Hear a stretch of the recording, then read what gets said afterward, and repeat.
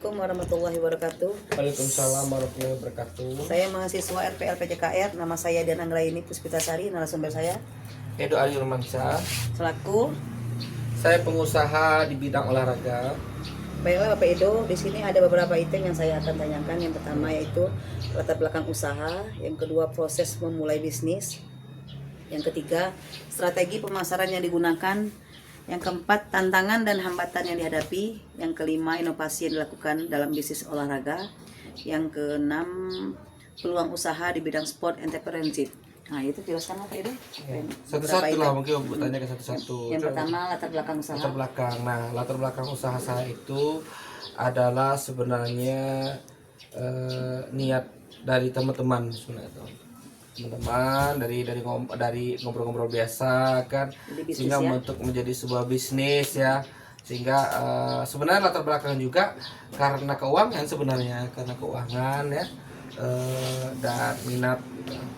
Dan di saat memulai proses pembuatan usaha ini atau bisnis ini, itu sebenarnya dasarnya belum ke bidang olahraga saya Bu, saya lebih bidang ke teknik gitu. Karena saya jurusan teknik kan, terus saya melihat peluang di bidang olahraga ini sangat luar biasa kan, sehingga saya juga bidang usahanya penjualan perlengkapan teknik dan perlengkapan listrik serta perlengkapan olahraga.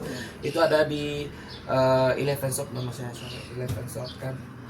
Saya dua namanya tuh, Address Shop sama Eleven Shop. Kalau di Shopee saya Address Shop namanya Bu, kalau di apa saya Eleven Shop. Nah, kalau strategi pemasaran saya banyak Bu, ada yang secara langsung, ada secara tidak langsung atau online. Kalau secara langsung ya, Ibu mau belanja sama saya nih, Ya. saya menyediakan gitu langsung kan ke toko. Ya. Ya. Tapi kalau secara tidak langsung saya ada namanya Sipla Bu. Jadi dari sekolah gitu kan. Ada juga saya Shopee ya, itu teknik-teknik pemasaran atau strategi pemasaran yang saya lakukan. Dan saya juga menggunakan beberapa metode strategi pemasarannya itu dengan memberikan diskon, terus kadang saya memberikan utang gitu, nah pembayaran 3 kali atau 4 kali cicilan gitu kan. Terus apalagi tantangan dan hambatan yang saya hadapi. Hambatan yang dihadapi dalam usaha bisnis Bapak nih. Tantangan dan hambatannya Ibu sebenarnya untuk awalnya itu saya modal, karena saya memang perintis gitu kan, bukan pewaris. Jadi tantangan awal itu saya modal, tapi saya mencari investor awalnya tuh Bu, untuk hal-hal sedikit. Akhirnya maju saya sudah tidak ada lagi. Cuman yang kalau sekarang tuh tantangan yang sekarang itu palingan banyak toko-toko perlengkapan olahraga lain gitu kan. Tapi bagaimana cara kita untuk mengelola dan memanajemen dari usaha yang kita lakukan gitu. Bu, Inovasi yang dilakukan dalam bisnis olahraga itu inovasi itu hadir karena sesuatu yang lama itu dianggap sudah banyak gitu ya, sehingga terjadi atau tercipta inovasi yang baru. Jadi saya sempat mencoba inovasi itu bukan perlengkapan tapi bidangnya kayak minuman olahraga gitu kan. Dan saya juga kalau untuk alat olahraga tentu tidak ada inovasi. Padahal inovasinya cuma peralatannya diperbarui gitu, yang ada sekarang gitu kan. Tapi kalau untuk usahanya saya menginovasi seperti pelatihan renang gitu, klub renang gitu kan, saya hobi renang. Dan juga ada beberapa teman saya namanya Pak Koni, itu kami satu tim, tapi dia pelatih renang gitu kan. Nah itu yang diinovasi di bidang olahraganya. Terus yang berikutnya peluang usaha di bidang sport entrepreneurship apa Pak? Kalau peluang itu sebenarnya bisa kita ciptakan dan bisa kita ambil gitu kan.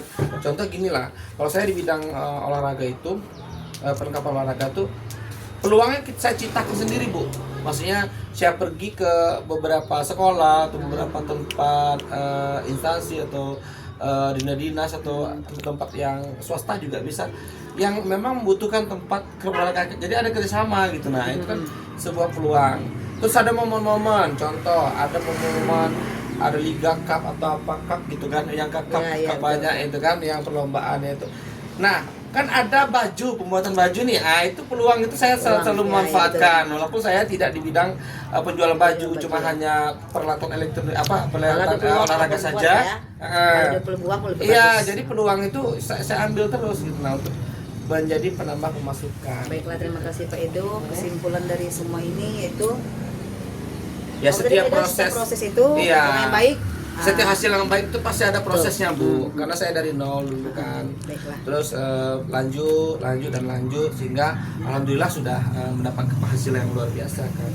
Baiklah, terima kasih Pak Edo. Ya, Bu. Atas wawancara siang hari ini saya akhiri. Wassalamualaikum warahmatullahi wabarakatuh. Waalaikumsalam warahmatullahi wabarakatuh.